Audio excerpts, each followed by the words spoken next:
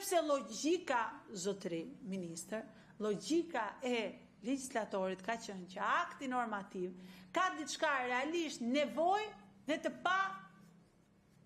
parashikueshme, pra urgjencë.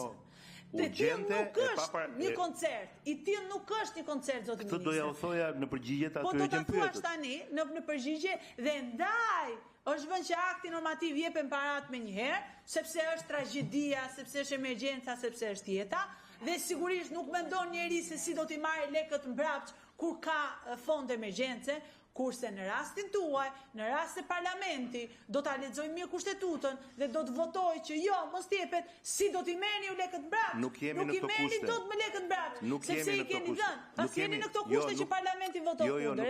Nuk kemi në Si jemi në ato kushte? Po ke shumë të drejtë. Mos e interpretoni fjalën. Jo, po ke shumë të drejtë, nuk voton kundër parlamenti. E keni noter. Të lutem. Kthe përgjigje. Thash nuk jemi në këto kushte, në rastin e do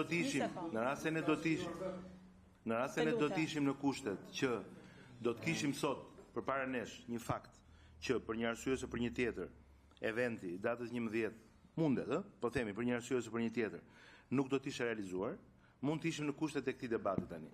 Ne nuk jemi në këto kushte. Si? Sepse me që u realizua duhet ta meratoj a priori parlamenti. Jo, në kushtet që po të ndodhte larg qoftë diçka se do t'i merrnin lekët, më kuptoni? Pra, në këto kushte nuk jemi më, këto kushte kanë rënë.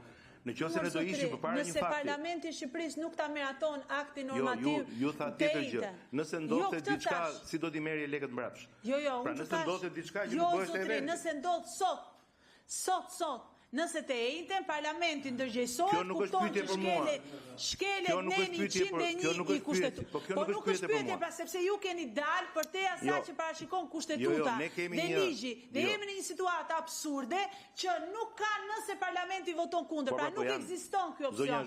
Në çdo parlament normal ekzistojnë të dy opsionet. Nuk është në interes të publikut që të mësoj. Jo, po prit më një minutë se unë nis fjalin ju merrni me kryefjalën e fjalës time dhe ma theni ndryshe. Kryefjala është thelbi. Nuk është në Po se tani zotëri. Po jo, unë kam një raport dhe prandaj edhe për publikun është cilësoj një nga raportet më të mira. Majorancë opozit, sepse me juve kam pasur shumë shpesh debate dhe ne jemi marrë vesh në mos dakordsinë tonë. Na kanë kuptuar njerëzit, okay? Dakor. Tani. Shpjegon nevojën edhe urgjencën. Tani edhe një herë. Publiku nuk ka asnjë interes sot të di që vullneti ligjor që është akti normativ i miratuar nga qeveria bashkohet me një vullnet politik, se kjo majorancë nuk është abstrakte, është këtu. Ne e dim shumë mirë që kemi majorancë që është ajo që, po natyrisht, po normal, ky akt normativ është përgjegjësi ligjore, është edhe përgjegjësi politike.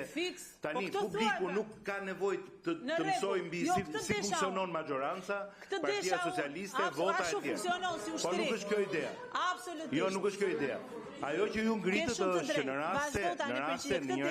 në një rast objektiv konkret, që do të kishte një mos mbarvajtje të eventit. Dhe ne do kishim bërë një pagesë para eventit të planifikuar datës 11 dhe do kishte një mos marrëvajtje apo një ngjarje që nuk do të ndodhte eventi, do të hynim